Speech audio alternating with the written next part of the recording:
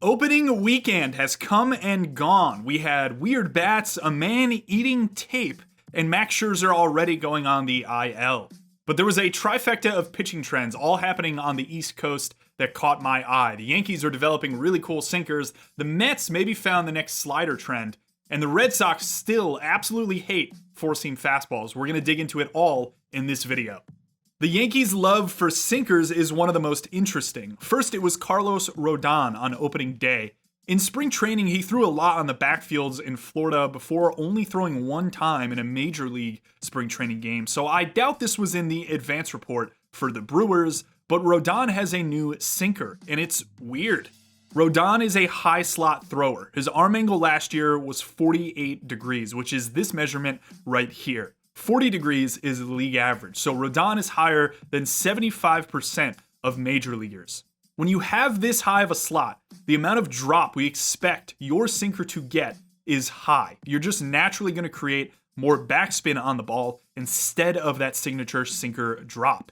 We'd project a sinker from Rodon's slot to have something like 10.5 inches of induced vertical break and 13.5 inches of arm side movement. But the actual sinker Rodon threw on opening day averaged 3 inches of vertical break. That is a huge difference off our expectation in terms of vertical break. Rodon's sinker is dropping a lot more than hitters are used to seeing from his slot. Now, we don't have a grip yet on this pitch. I will definitely be hunting for it. But my guess is that it's more of a one-seam sinker that he's cutting to get that drop. We just don't really see these more efficient fastball types like Rodon get to this sinker shape.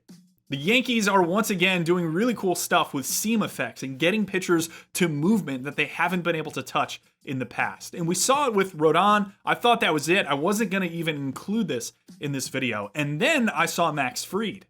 Now, this one is more subtle because he already threw a sinker, but let's just look at a pitch plot for Max Fried from the second half of last season versus his first start in pinstripes. Does anything look different?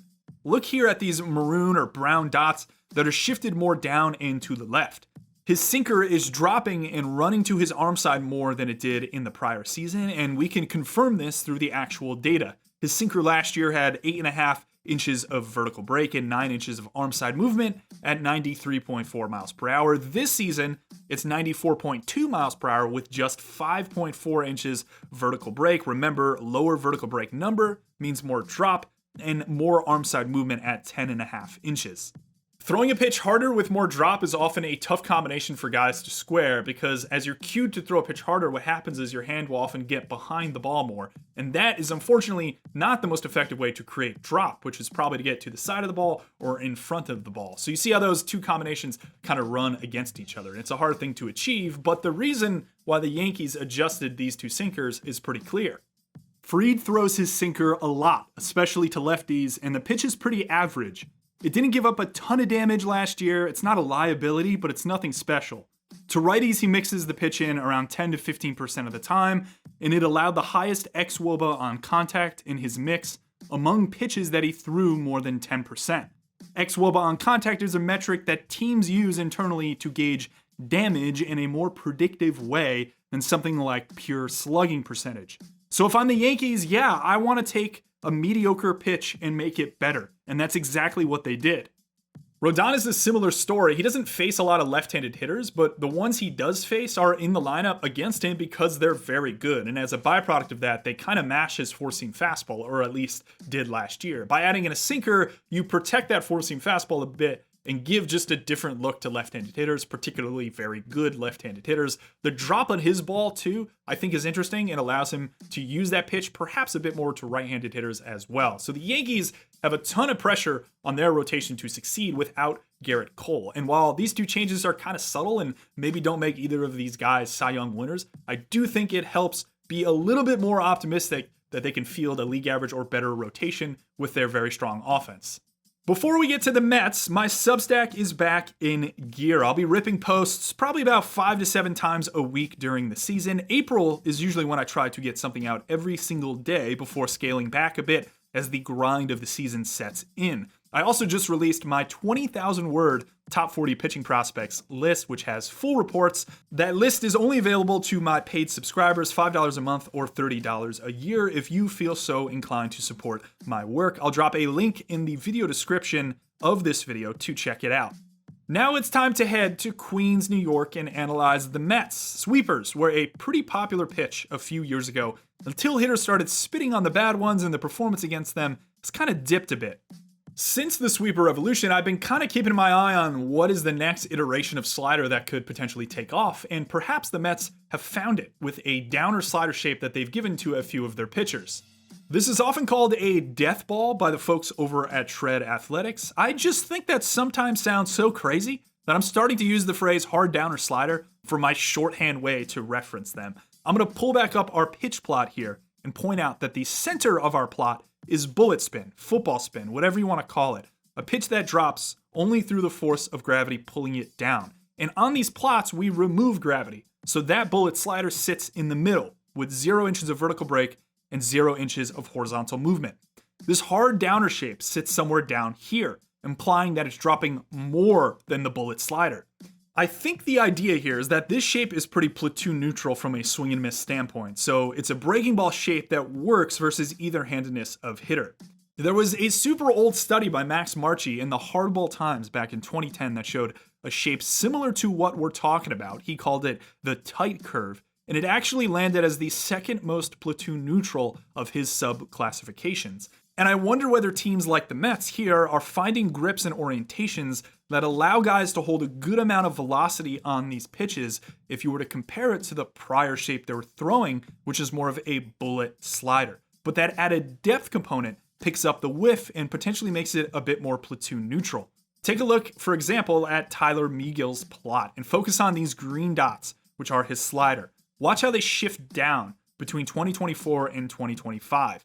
The velocity of his slider has actually stayed the same. His release has changed slightly, but not in a way that makes me think it's more of a slot change causing this shape change. The vertical break on the pitch went from -2 or 3 inches last year to -7 inches. Again, lower vertical break means more drop. And look at Griffin canning. Very similar situation. His pitch is the same velocity, but it went from about -1 inch of vertical break to -5 inches of vertical break. I kind of did my own version of that study by Max Marchi that I pointed out, and I just looked at this downer slider shape relative to more of a pure bullet shape and then more of a sweeper shape. And the thing I found is that the whiff rate on this downer slider is actually really strong versus left and right-handed hitters, especially when compared to the bullet slider or sweeper. The main thing I will point out is that the sample that I'm classifying as downer sliders is far smaller than that of bullet sliders or sweepers, almost by a fourth or a fifth. So we don't necessarily know if you scaled up that downer slider usage, whether the league would perform the same against it. My bet is that it wouldn't. But I will point out that baseball is a game of betting pre-stabilization. And what I mean by that is if you're a team waiting for the next trend to come, you've already given the rest of the league and hitters time to adjust to that trend, and you will not get the small marginal advantages of acting on that trend right now and making a bet that you believe the shape will be really good or popular at least in a few years. And maybe that's what the Mets are doing here. They're looking at the shape, seeing the success, and betting that over time, even if there's a slight decline in the performance of this particular downer shape, that right now they could use it and get an edge over the league. Lastly, let's finish with the Red Sox, who posted the lowest combined four-seam and sinker usage last year in probably the history of baseball. This year, I think we all expect them to rise in terms of their fastball sinker usage a bit because of the addition of guys like Garrett Crochet and Walker Buehler and Lucas Giolito, but I kind of expected them to still apply their "we hate fastballs" touch to these pitchers, and so far, we're dead on. Crochet I talked about in a prior video, along with some other hot takes of mine for the 2025 season. We saw him flip his cutter to his primary offering versus right-handed hitters in the spring, and in his first start of 2025, we saw the same thing. It wasn't just a spring blip. Crochet averaged 55% four-seam fastball usage to right-handed hitters last season. He threw 70 pitches to righties on opening day in Texas, and 51% of those were cutters. This Crochet adjustment is interesting because it's not as obvious of a tweak as a guy like Rodon or Fried, where they had a clear deficiency of an offering and the Yankees adjusted them. In the case of Crochet, if you look at his four-seam and cutter performance versus right-handed hitters last season, the results are pretty even overall. There's not a clear deficiency in either of these pitches, and you can even add in the context that his cutter was not used a lot in early count situations, which could inflate some of this performance. And there's a last nugget too. Crochet's arm angle actually dropped slightly relative to last year. Not slightly, he was actually one of the largest droppers in baseball in the first 3 games of the season on stateside opening day here. So maybe this is an element that matters as well. Maybe the Red Sox saw this and didn't think the four-seam would be as effective from a lower slot, so let's throw more cutter. A couple things to parse through here that I think are hard to separate out and perhaps are all connected. But the Red Sox can't be stopped. They will continue to use as little four-seam fastball as possible. We saw this with Walker Buehler as well in his first start, perhaps a bit more dramatically than even I expected when I actually projected Buehler to land on the Red Sox this offseason. It's been pretty well documented that Buehler's four-seam got beat up by both lefties and righties last year, and even in 2023 as well. And he threw the pitch above 25% to either-handedness of hitter. So the Red Sox said, stop it. In his debut outing of 2025 to righties, he threw sinkers and sweepers over 60% of the time. And versus lefties, he went heavy cutter and changeup. His four-seam usage came in at just 13% to righties and 24% to lefties. So he hasn't totally abandoned the pitch versus lefties in particular, but he's definitely fading it hard versus right-handed hitters. And even Richard Fitz, who has perhaps the most legendary name in baseball, who was in the Red Sox org last year, backed off his four-seam fastball usage again, going heavy slider sweeper in his first outing, pulling his four-seam usage down from 45% to 27%.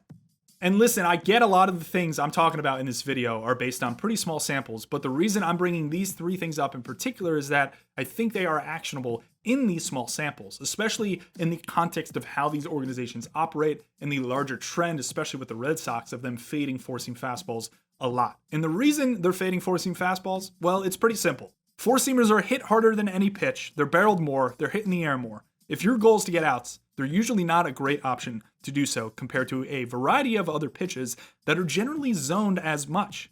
In order to close that gap between four-seamers and other pitches, you have to have an elite four-seam fastball. And even then, the Red Sox will probably still limit that pitch's usage, as they've done with Garrett Crochet.